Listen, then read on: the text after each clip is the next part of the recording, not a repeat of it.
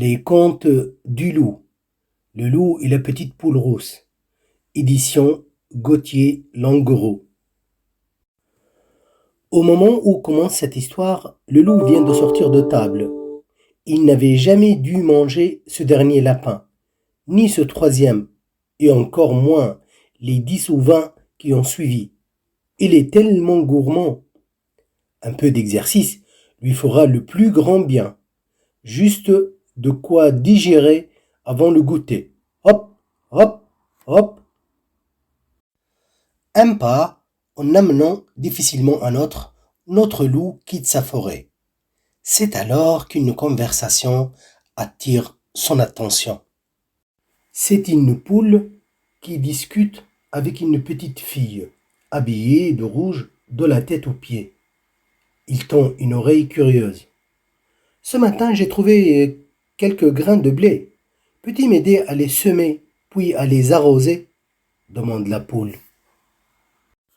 Oh, j'aurais bien aimé, s'excuse la fillette, mais je dois aller chez mère grand, lui apporter un petit pot de beurre et une galette. Tant pis pour moi, souffle la poule. Et la petite fille s'en va, laissant la poule à ses semis. Un peu plus tard, d'un pas lourd, le loup revient et trouve la poule en grande conversation avec des porcelets. Il tend une oreille curieuse. J'ai semé du blé qui est maintenant bien mûr. Pouvez-vous m'aider à le ramasser puis à le transporter jusqu'au moulin? Demande la poule. Oh, on aurait bien aimé, s'excusent les cochons. Mais on doit aller chercher de quoi construire nos maisons. Tant pis pour moi, souffle la poule. Et les 3 petits cochons s'en vont, laissant la poule à sa récolte. Bien plus tard, d'un pas bien plus lourd, le loup revient et trouve la poule en train de caqueter avec des chevreaux. Il tend une oreille curieuse. J'ai récolté du blé que j'ai apporté au moulin. Pouvez-vous m'aider à le moudre, puis à pétrir la pâte? Demande la poule. Oh non, on aurait bien aimé, s'excusent les chevreaux, mais on doit aller jouer. Tant pis pour moi, souffle la poule. Et les 7 chevreaux s'en vont, laissant la poule à sa cuisine.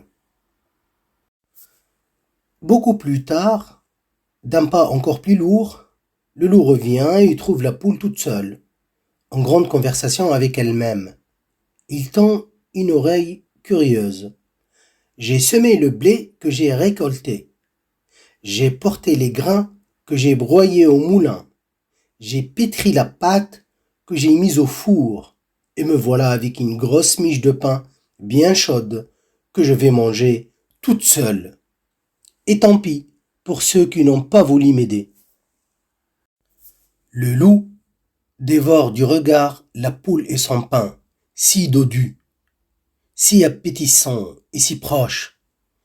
Mais est-ce bien raisonnable, après avoir avalé autant de lapins, un chaperon, 3 cochons et 7 chevreaux? On ne se refait pas.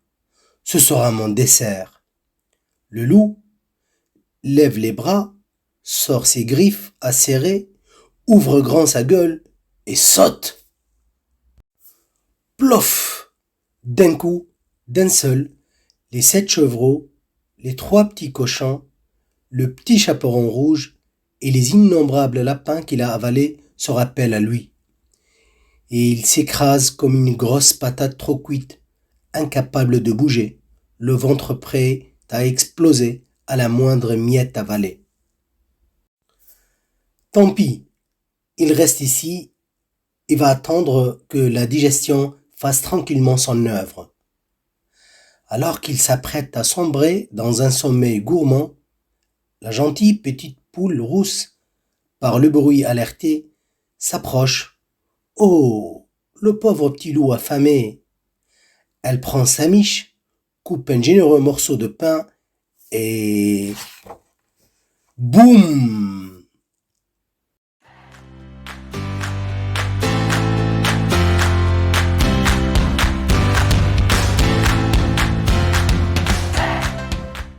Afin de soutenir les auteurs de cette histoire, vous trouverez un lien pour l'acheter. Merci.